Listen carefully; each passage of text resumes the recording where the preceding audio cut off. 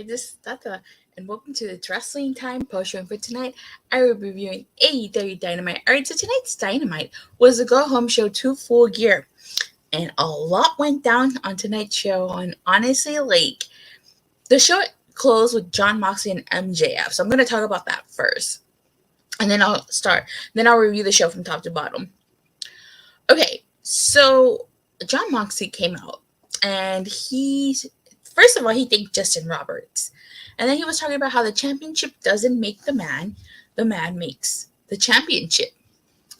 And he starts to ask who is Jon Moxley? And he says he calls himself the best pro wrestler, the baddest son of a bitch, and he talks shit and backs it up. And he's taken on all comers and has to find the AEW world title. Which is true. Jon Moxley has done all of this. He's sick in the head, and he said he did some research on MJF. And he found out that MJF is a really good singer. No, this is actually true. MJF is a singer. I don't know if you guys have seen him, heard him sing, but he's actually a really good singer. If he wasn't a wrestler, I think he can make it as a singer. And anybody remember that segment he did with Chris Jericho, the dinner debutante, where he did singing at? That shows he's a really good singer. If you haven't checked out MJF singing, I highly suggest you check it out. He's really good, actually. They're just talking about how MJF took a summer vacation and they came back in a Halloween mask to see the worst ending of a ladder match that he's ever seen. And that is true. I get that the payoff at the end of All Out was MJF, but the way that ladder match finished, I just kind of let the bad taste in my mouth. I did not like that finish at all. I guess, yeah, it made sense at the end, but it's just when it happened, I wasn't feeling that finish. And he goes on to say that he's not shaking in his boots and that he sees a man dripping with insecurity, a man dripping with fear, who maybe doesn't live up to the hype. And he says that Moxley, he himself is challenging MJF, not the other way around. He wants MJF to show him why everybody thinks he's the future of this industry. Wants MJF to show him that he has guts, balls, and then out of nowhere, the Firm comes out and attacks Jon Moxley. So MJF came out and he saved the day, so to speak. He took out the Firm, but here's what kind of seemed odd. It's if you paid a close attention, the Firm was just kind of standing there. They were kind of just standing there, and it looked like they were waiting for MJF, and it looked so fixed. When he took out the Firm, it looked so fixed.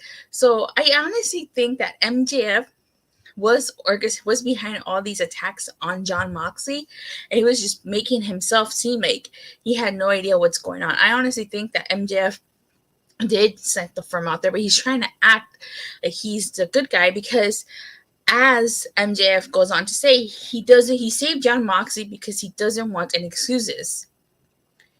He says he doesn't need a Dynamite reign. And when he got into his business, his goal was to become the best in the world. He isn't the same kid when they first fought for that piece of gold. So referring to when he and Jon Moxley first met at All Out 2020, and MJF was doing that whole political campaign gimmick, which I actually really liked. He called Jon Moxley Dictator Jonathan, # we deserve better, # MJF 2020. He says that Jon Moxley can snap, crackle, pop every joint and ligament in his body, and that if holding that title makes him the best wrestler on Godwin's earth, then it's his time. The greatest trick the devil ever pulled was making people believe he doesn't exist. And then Moxley tells MJF that he never saw the big deal in him, and that they will find out at Full Gear. And one of my favorite parts about this is that Jon Moxley forgot what day AEW Full Gear was. So he starts talking about how on Sunday, and he has what day is the pay-per-view, and they tell him Saturday. So then he corrects himself. But that was hilarious. I thought part was hilarious. But overall, I really liked this promo, and it got me really hyped to their match at Full Gear. Because now the question is, is MJF going to use Dynamite Diamond Ring? Or is he just getting Moxley to think that he's not?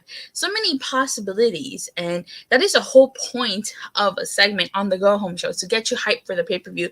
And this segment did exactly that. But now that I've talked about that, I'm going to rewind and go start from the beginning of tonight's show because, like I said, there was a lot that happened. So AEW Dynamite kicked off with a tag match. It was Claudio Castagnoli and Bryan Danielson versus Chris Jericho and Sammy Guevara.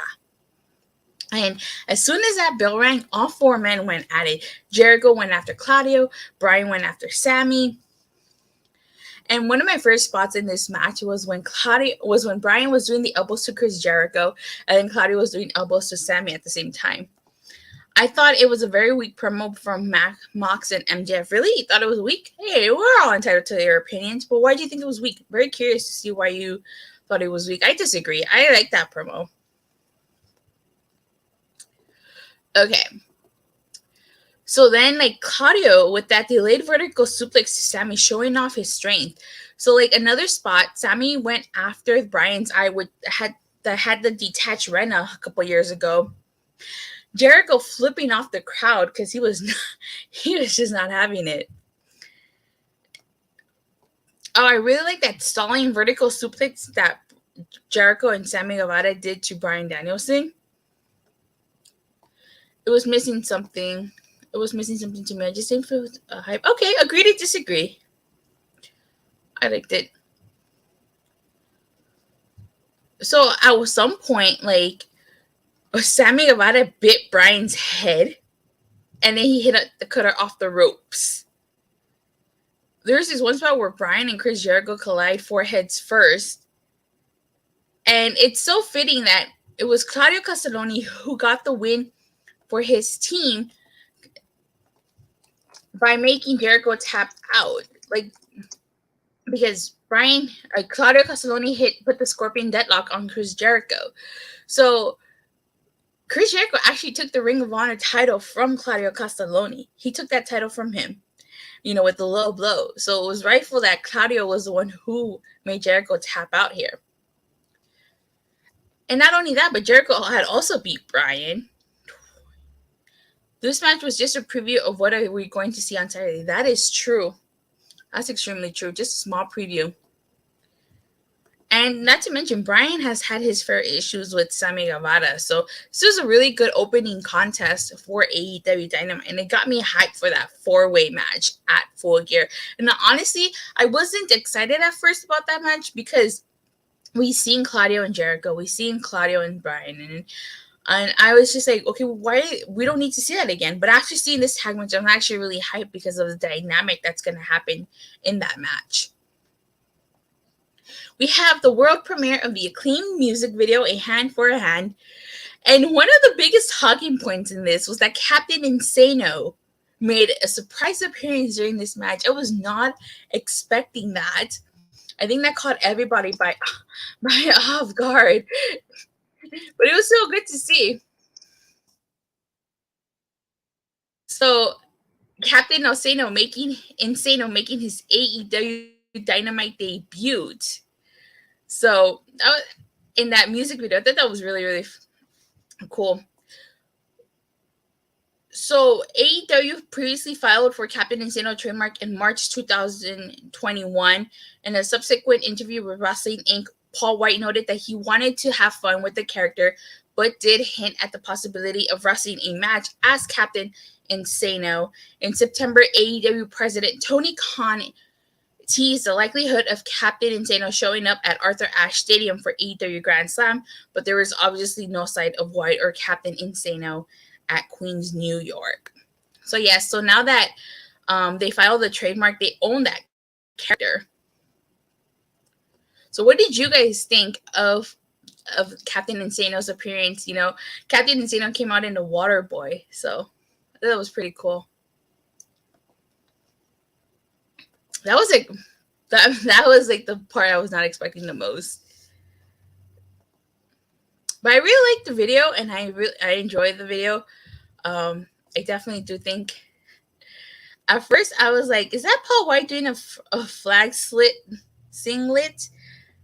I've never seen Waterboy. You haven't seen Waterboy? Wow. It's understandable. It's a 90s movie. I haven't seen it in a while. I probably need to watch it again. So this leads into Anthony Bowens versus Swerve Strickland. And this is a good match. Before the start of the match, Billy Gunn did attack Swerve Strickland. He gets into the back. Bowens immediately kicks the match up by doing a headlock. That the head us to Bowen was pretty cool. Now, let me see. I enjoyed the music video, but it's not going to be for everybody. Yeah, that's true. That music video is not going to be for everybody. Now, Swerve Strickland wins this after he hits a driver to Anthony Bowen. So now he and Keith Lee have momentum going into Full Gear. This is going to be the rubber match between both teams. They each have a win apiece. There is an update for this match. A Fightful Select reports that they got word that Anthony Bowens may have aggravated his shoulder during the match with Swerve Strickland. However, we can't say for certain if this is legit or if it's being worked into a storyline.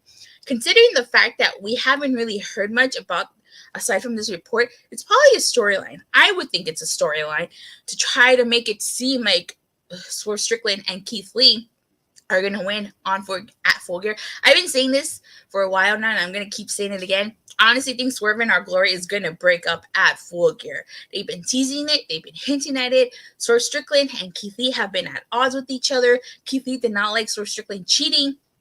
So I think the writing is on the wall. They're going to split if they lose that match, and they probably are losing that match. So we get a Samoa Joe promo. And he's in the ring with Tony Schiavone.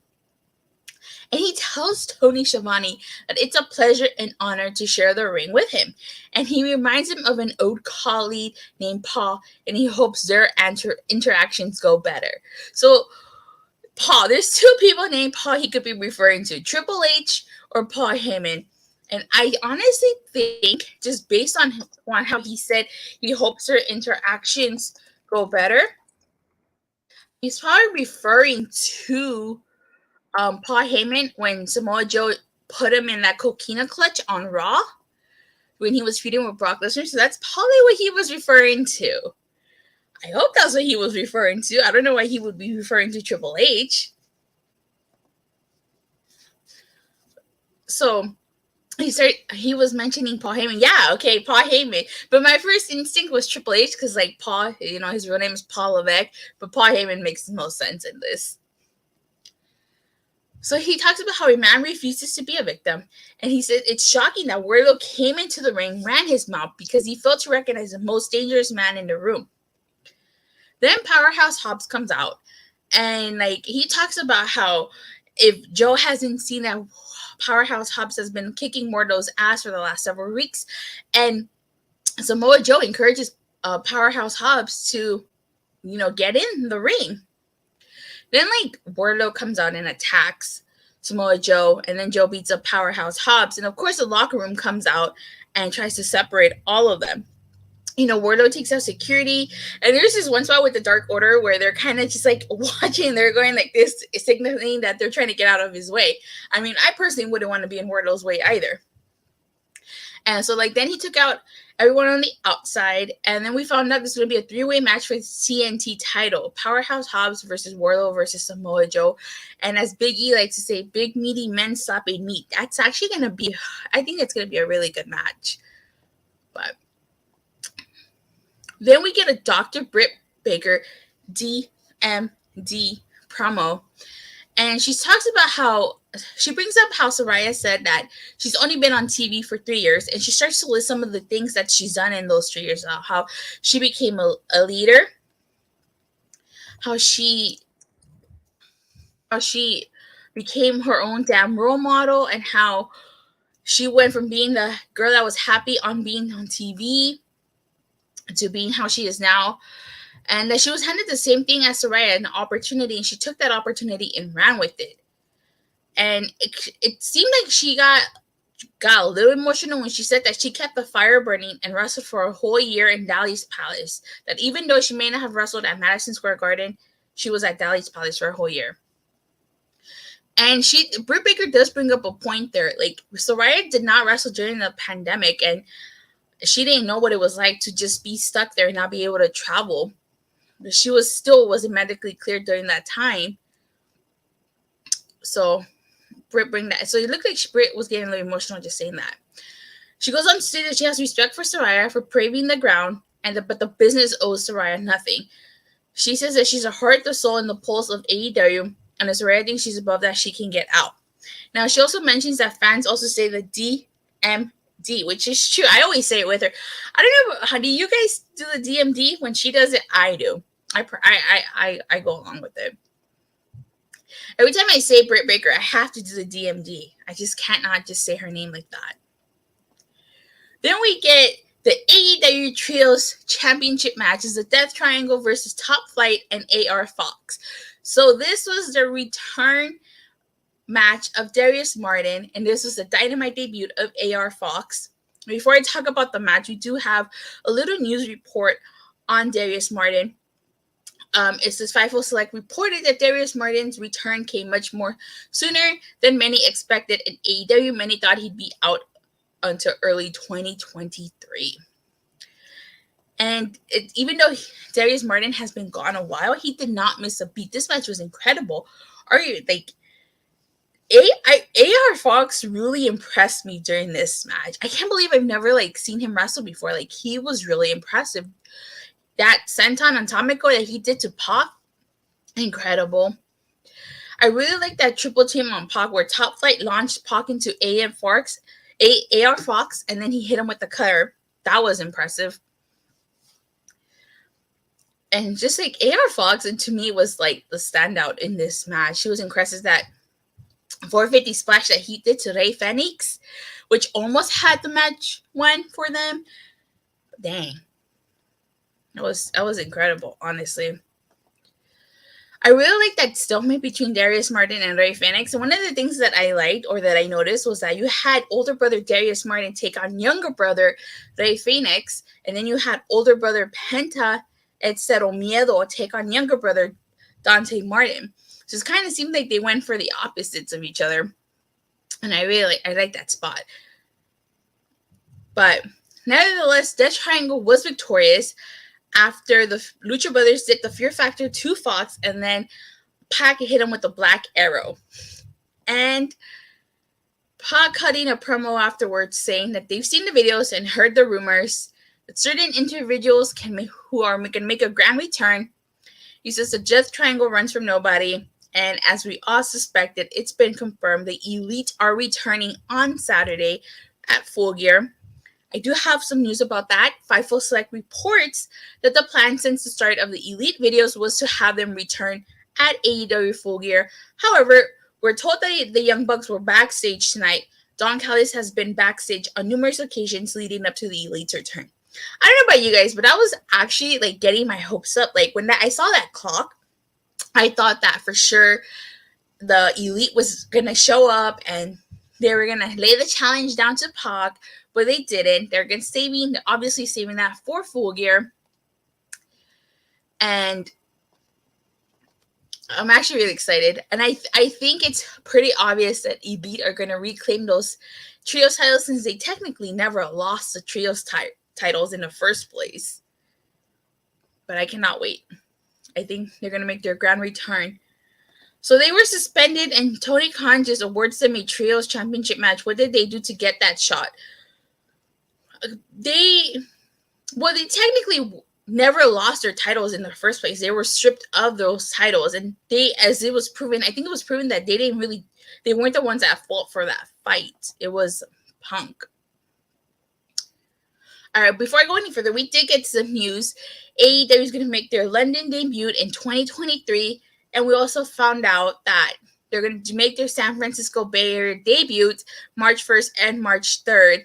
It kind of leads me to believe that what the Fightful Select reported a few months ago is true.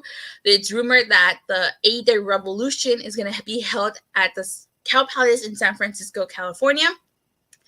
As we saw today, they're going to be in San Francisco March 1st and March 3rd, which leads me to believe that AEW Revolution is going to be confirmed to be in the Cow Palace. So we don't have official confirmation yet, but it's been rumored.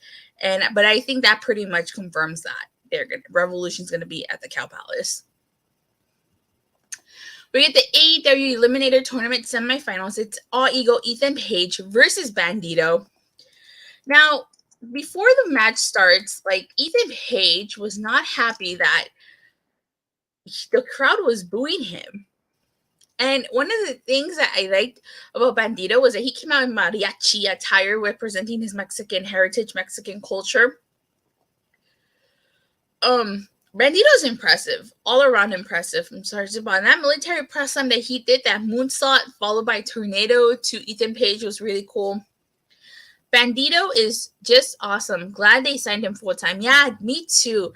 I'm kind of bummed that now we might not see him back in Impact Wrestling. He had some good matches in Impact Wrestling, but I'm happy Bandido is signed full time and he gets to show the world what he can do.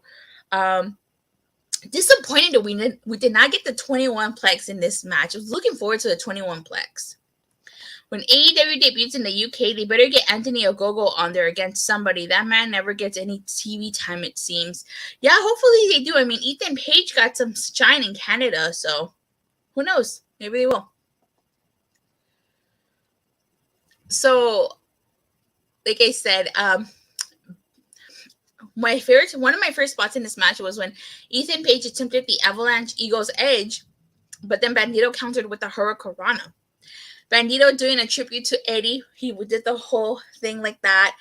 And also did a frog splash. You know, this past 13th of November was, this past Sunday was the 17th anniversary of Eddie Guerrero's passing. So it still makes me smile that many people still continue to pay tribute to Eddie Guerrero. Unfortunately for Bandido, it was not enough.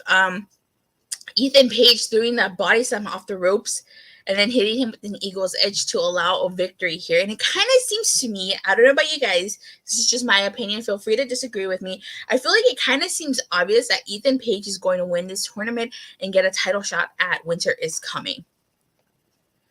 So, but what do you guys think? Who do you guys think is going to win the tournament? Then we get a Saraya promo. And she's talking about how she's feeling fantastic and she feels very lucky to be back in the ring because she thought it would never happen in her lifetime. She was actually told it would never happen in her lifetime. But she's sick and tired of the back and forth between her and Britt. And she talks about how Britt mentioned talking about an opportunity. She also got an opportunity to be in AEW. She wants to be there. She chose to be there. She wants to beat the best of the best, and that is Britt. And she's sick of this back and forth, doesn't want to talk about it anymore, and she's going to see Britt at Full Gear. So I'm actually pretty excited about that match. So I think it's going to be a good match. Like Saraya said last week, it's her comeback story and the biggest match of Britt's career. So next we have the AEW Women's World Championship match, Toni Storm versus Anna JayAS. Tony Khan tweeting earlier tonight that the bunny was sick, and so she was replaced by Anna JayAS. So Toni Storm began this match with a headlock takedown, and she followed up with the shoulder tackle. At one point, Anna Jay did send Toni Storm crashing into the steel steps, but Toni Storm won by submission after she hit the Texas Cloverleaf to Anna Jay. And then afterwards, Jamie Hayter came out and she got in Toni Storm's face. She kind of shoved her a bit. I think Toni Storm's going to win that.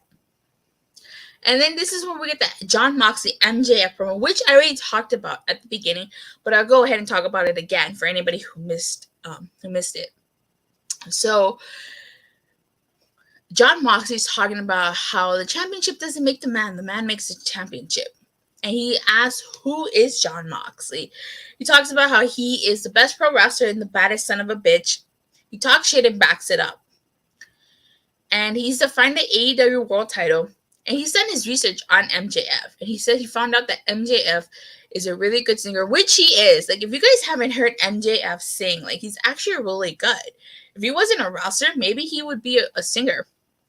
Actually, speaking of singers, Chris Jericho was on Masked Singer as a bride, and they should get MJF on there. They really should. They got Chris Jericho. Why not get MJF? I would rather have seen Anna Jay, that bunny, than Bunny in that match. Oh, I'm sorry, Anna cringe. You still don't like Anna Jay? He starts talking about how MJF took a summer vacation and came back in a Halloween mask and had the worst ending to a ladder match he's ever seen. And I had to agree with Jon Moxley on that. I really did not like that finish to that ladder match. Kind of left a bad taste in my mouth, but the payoff did work out, but it's just the way they executed it. I didn't like it, and I think a lot of people didn't like it.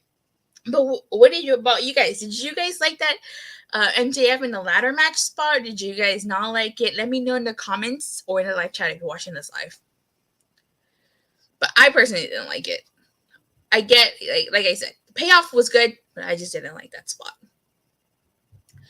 He starts talking about he sees a man dripping with insecurity, with fear, who maybe won't live up to the hype. He says that MJF isn't challenging him, it's the other way around. Moxley's challenging MJF. And he wants MJF to show him why he is the future of this industry, that he has guts, that he has balls. And then the Firm come out and attack Jon Moxley. Now MJF comes out and saves the day. So, but something seemed kind of off, at least to me, because it seemed like the Firm was kind of just standing there, stalling, waiting for MJF. And their attack to MJF seemed so, calculated and so, planned. It didn't look like they were actually feuding. So, I would not be surprised if it turns out that MJF did hire the Firm to take out Jon Moxley, and he's just acting like he did not want that. Honestly. I would not be so surprised. So he starts to say how as Moxley's laying there in a ton of pain, the only reason he saved him was because he doesn't want any excuses from Moxley. When he got into this business, his goal was to become the best in the world. And he's not the same kid when they first fought for that piece of gold. He's talking about when they first met at All Out 2020. I actually liked MJF's political campaign gimmick leading up to it. Hashtag say we deserve better, Dictator Jonathan, that whole thing. I actually really like that. He talks about how he doesn't need no Dynamite Diamond Ring. See, I didn't really like it either. The way MJF won the ladder match didn't make any sense considering him and the Firm's partnership went nowhere and didn't lead to anything. Like I said, I think where you say the Firm's partnership went nowhere, I honestly think MJF is using the Firm, but he's just downplaying it. So he talks about how Moxley can snap, crackle, and pop. That reminds me of